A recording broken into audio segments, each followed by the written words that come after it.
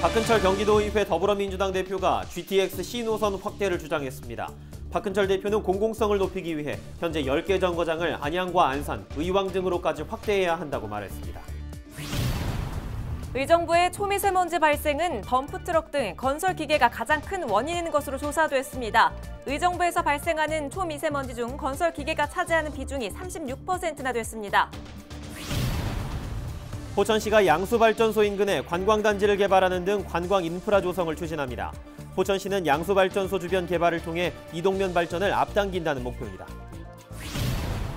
1년 중 산불 발생 위험이 가장 높은 봄철입니다. 2019년 고성 산불 당시에도 그랬듯 작은 불씨가 대형 산불을 불러올 수 있는데요. 산 주위에서 불을 다룰 때는 각별히 주의해야 합니다.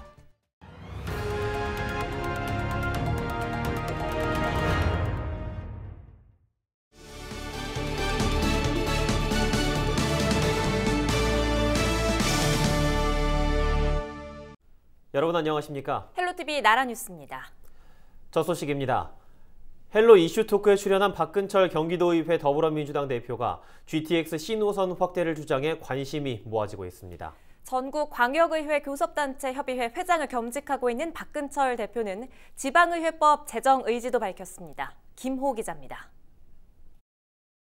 수도권 광역급행철도인 GTX-C 노선은 당초 의정부와 양재, 과천과 금정을 연결하는 노선이었습니다. 그런데 경제성이 없어 사업 진척이 어렵게 되자 수원과 양주까지 연장해서 예비 타당성을 통과했습니다. 현재 고시된 기본 계획은 양주 덕천과 의정부를 지나 양재와 수원 등 모두 10개의 정거장을 연결하는 74.8km입니다. 올 상반기 사업자 선정을 앞두고 있는 가운데 GTX-C 노선을 확대해야 한다는 주장이 제기됐습니다. 헬로 이슈 토크에 출연한 박근철 경기도의회 더불어민주당 원내대표는 광역 교통망에 대한 지역별 편차를 줄이고 공공성을 높이기 위해서는 현재 10개의 정거장을 안양과 안산, 의왕과 화성, 시흥과 오산, 평택까지 범위를 확대해야 한다고 주장했습니다. GTX라는 것이 지역민들에게 혜택을 주자고 하는 건데, 그러니까 지금 필요한 북부도 양주 쪽도 지금 더 연장을 시킬 거고요. 네. 남부 같은 경우에도 민자가 들어왔을 때 사실 그분들의 입장에서는 이익이 조금이라도 남아야 되죠. 또 하나는 공공성을 봤을 때는 지역별로 천차가 없어야 되고 다 혜택을 봐야 되는 부분인데, 박 대표는 진정한 자치 분권을 위한 지방의회법 제정에도 속도를 내기로 했습니다. 지난해 32년 만에 지방자치법 개정안이 국회를 통과했지만 예산과 조직 운영 등은 여전히 중앙정부와 지방정부가 갖고 있다고 밝혔습니다. 따라서 지방정부에 대한 견제를 위해서는 지방의회법 제정이 시급하다고 주장했습니다. 이를 위해 전국 광역의회가 힘을 모으기로 하고 최근 광역의회 교섭단체를 중심으로 협의회를 구성했습니다. 협의회는 올 상반기 중으로 총회를 열고 지방의회법 제정에 대한 구체적인 로드맵을 구성할 방침입니다. 6, 7월에 이제 광역의원 전체가 모이는 총회를 겪고 그걸 통해서 저희들이 갈 방향, 특히 이제 지방의회법에 대한 부분, 지방자치법이 바뀐 부분에 대해서 그 부분에 대한 가치 견제의 축을 만들려면 독립적으로 운영되는 시스템 구조를 만들어줘야 된다. 코로나 시대 공공의료의 중요성이 대두된 만큼 공공의료 확대를 위한 예산 편성도 준비하고 있습니다.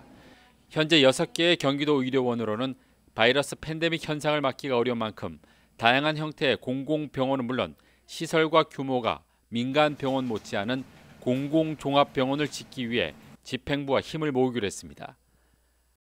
이 코로나 시대에는 한계가 있다라는 생각이 들어서 경기도민들이 좀 혜택을 볼 수 있는 공공성이 큰 여러 가지 측면의 병원들이 잠재돼야 되고, 그리고 큰 병원을 좀 종합병원을 만들어서 이 코로나 시대는 앞으로 있어야 될 어려운 시대에 극복할 수 있는 부분을 저희 스스로가 좀 찾아야 되겠다는 생각이 들어서. 또 최근 불거진 LH 직원 부동산 투기 의혹과 관련해 더불어민주당 소속 의원 132명에 대한 1차 조사를 마쳤으며 조사 확대 요청이 있을 경우 수용할 방침이라고 밝혔습니다. 이 밖에 최근 논란이 되고 있는 일산대교 등 민자도로의 불합리한 요금체계 개선을 위해 투기 구성을 통해 해법을 찾기로 했습니다. 헬로TV 뉴스 김호입니다. 의정부시의 초미세먼지 발생은 덤프트럭 등 건설기계가 가장 큰 원인으로 조사됐습니다. 의정부시가 미세먼지 분석 전문기관에 의뢰한 결과를 보면 연간 발생하는 초미세먼지는 180톤으로 집계됐습니다.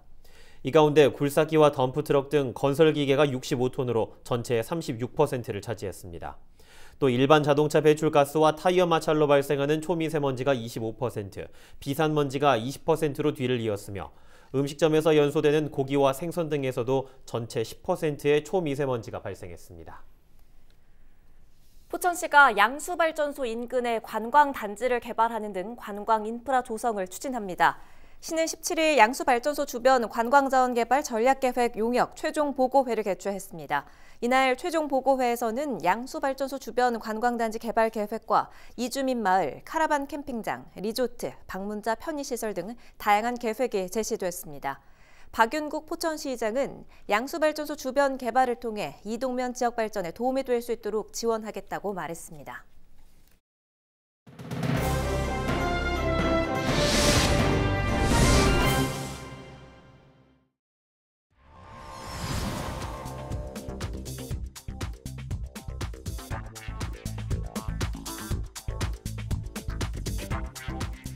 아침 저녁으로 쌀쌀한 바람이 몸을 웅크리게 하더니 어느새 파릇파릇 새싹이 돋아나는 봄이 다가왔습니다.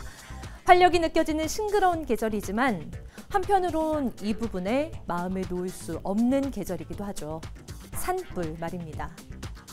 최근 10년간의 통계를 살펴봤는데요. 계절별로 분석해봤는데 산불의 59%가 봄에 일어났습니다. 10건 중에 6건, 절반 이상이 봄에 발생한 거죠. 10건 중에 2건이 겨울, 그리고 여름과 가을에 1건씩 일어난 셈입니다. 실제로 2년 전 고성과 강릉, 인제에서 3일 동안 이어졌던 산불, 또 2017년에 강릉과 삼척에서 발생한 산불, 그리고 지난해 안동에서 일어난 산불도 모두 봄에 일어난 사고였습니다. 특히 2019년 4월 강원에서 발생한 산불은 여의도 면적의 8배에 달하는 2,800여 헥타르를 태우며 1,200억 규모의 어마어마한 피해를 내 많은 이들에게 안타까움을 줬죠. 이로 인한 이재민도 560여 세대에 1,200명을 넘어섰으니 말입니다. 그렇다면 이런 대형 산불이 봄에 집중되는 이유는 뭘까요? 상대적으로 비 오는 날이 적기 때문에 대기가 굉장히 건조해져 있는데요. 여기에 양양에서 간성 지역으로 부는 양간지풍, 이 강한 서풍이 불면서 작은 불씨가 큰 불로도 번질 수 있는 겁니다. 산속에 바짝 말라있던 낙엽이 불쏘시개가 되는 거죠. 실제 화재 원인은 무엇이었는지도 살펴봤습니다. 가장 많은 비중을 차지한 건 입산자 실화인데요. 날씨가 풀리면서 산을 찾는 사람들이 늘어나는데 이때 자칫 부주의하게 행동하면 화재가 날 수 있다는 겁니다. 우리나라 산불의 원인은 95%가 사람에 의한 실수입니다. 그래서 저희들이 봄철 산불철에 여러 가지 국민들께 당부드리는 산불 예방 조치에 대한 것을 철저히 지켜주셔야 됩니다. 우리에게 휴식과 치유의 시간을 주는 고마운 산. 한번 잿더미로 변해버리면 다시 되돌리기까지 길게는 100년의 세월과 그만큼의 막대한 비용이 필요하다는 사실을 잊지 말아야겠습니다. 헬로티비 브리핑이었습니다.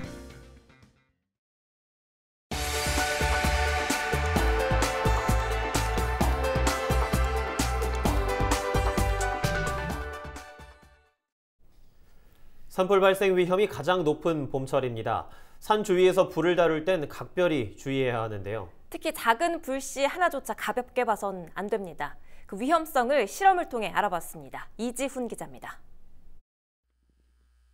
역대급 대형 산불로 기록된 2019년 고성 산불. 고성 산불의 최초 발화 지점 모습입니다. 화면 오른쪽에 있는 전신조에서 번쩍하고 스파크가 일어납니다. 불씨가 바람을 타고 사방으로 흩날립니다. 이 불씨들이 날아가서 큰 불 되고. 이렇게 시작된 불은 여의도 면적의 2배에 달하는 산림을 태우고 꺼졌습니다. 2019년 고성 산불은 작은 불씨가 바람에 날리면서 대규모 산불로 이어진 사례입니다. 이 작은 불씨의 위험성 실험을 통해 알아보겠습니다. 바짝 마른 낙엽 위에 잣나무 한 그루를 세워뒀습니다. 실제 산지 환경과 유사한 조건을 만들기 위해 직접 채집해온 것들입니다. 배기구에서 연기가 뿜어져 나오더니 이내 불씨가 튀어나옵니다. 산지에서 관측되는 풍속까지 저희가 주고 초속 4m의 인공 바람을 가하자 불씨가 낙엽에 옮겨붙습니다.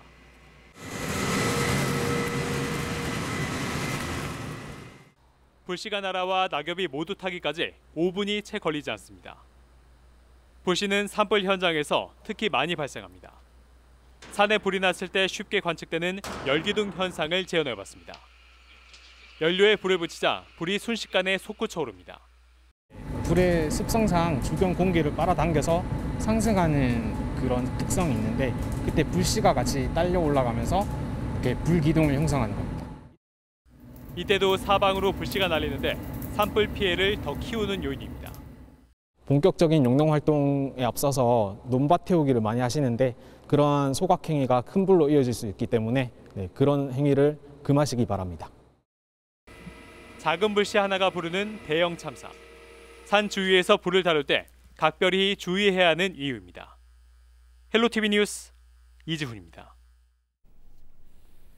오늘의 이슈입니다. 코로나19 백신을 접종받은 의료진이 고열, 오한 등의 증상을 겪으면서도 인력 부족 등의 이유로 근무를 강행하고 있다는 소식이 전해지면서 걱정과 안타까움을 키우고 있는데요. 연천군이 의료진의 응원의 메시지를 제작해서 감사의 마음을 전했습니다. 연천군이 코로나19 바이러스 전파 차단을 위해 방역의 최전선에서 사투를 벌이는 의료진 응원에 나섰습니다. 연천군 내 의료진, 구급대원, 의료 현장 스태프와 방역 요원 등은 공기도 통하지 않은 방호복을 입고 장갑 한 번 못 버는 열악한 현장에서 코로나19 확산 차단에 전념하고 있는데요. 특히나 의료진 역시 코로나19 장기화 국면에서 우울이나 불안, 외상 후 스트레스 증후군을 호소하고 있는 가운데 백신 접종이 시작되면서 부담이 가중되고 있는 만큼 국민들의 적극적인 협조가 절실하다고 설명했습니다. 이런 가운데 연천군 1호 백신 접종자인 최용구 씨의 접종 현장을 공개 이목이 모이는데요. 이번 절차 공개가 코로나19 백신에 대한 불안감을 불식시키는 데 이바지할 수 있을지 주목됩니다. 오늘의 이슈였습니다. 공공주택 관심이 높아지면서 경기도 기본주택도 주목받고 있습니다. 이재명 경기도지사가 국회의원들을 만나 기본주택에 관한 지원과 협조를 요청했습니다. 자세한 내용 살펴봅니다. 공공주택 정책의 패러다임을 보편적인 주거권 보장으로 새롭게 제시한 이재명 경기도지사의 핵심 주거정책, 경기도 기본주택. 지난 16일 이재명 경기도지사가 기본주택을 알리기 위해 문을 연 GH 기본주택 홍보관을 방문해 경기도 기본주택의 개념과 필요성을 설명했습니다. 이 자리엔 홍기원 의원과 이규민 의원, 이동주 의원, 김남국 의원, 그리고 김홍걸 의원 등 새로운 주거 모델인 기본주택에 관심을 가는 국회의원 5명이 함께했습니다. 이재명 경기도지사는 기본주택은 제도 개선과 GH 3기 신도시 사업 지분 확대 등이 이뤄지면 큰 재정 부담 없이 현실적으로 얼마든지 수행 가능하다며 국회의원의 관심과 지원을 당부하며 협조를 요청했습니다. 누구나 편하게, 쾌적하게 살 수 있는 평범한, 충분한 그런 공동주택이라는 걸 알 수 있을 겁니다. 좀 더 많은 관심으로 이 기본주택이 현실화될 수 있도록 많이 도와주시기를 부탁드립니다. 또한 이재명 경기도지사는 투기가 원천적으로 불가능하게 하고 무주택자라면 중산층 이상도 적정 임대료나 분양가격을 내고 충분한 면적과 좋은 위치에 고품질 주택에 살 수 있게 하는 게 중요하다고 강조했습니다. 집을 소유하고 꼭 집을 사야 된다라는 그러한 강박으로부터 좀 자유로워질 수 있다라고 생각이 됩니다. 기본주택을 좀 확대하기 위한 노력, 그런 힘을 모아서 한번 획기적으로 공급을 늘릴 수 있는 그런 고민을 함께 했으면 하는 바람입니다. 고정관념을 깨고 좀 정책을 만들어낼 때도 상상력을 발휘하고 좀 추진력 있게 하면은 이런 것이 가능하구나 하는 생각이 들고요. 이 밖에도 이재명 경기도지사는 경기도 기본주택에 대해 누구나 편하고 깨끗하게 살 수 있는 평범하고 충분한 공동주택이라는 것을 알 수 있을 것이라고 덧붙였습니다. 경기주TV 구영슬입니다.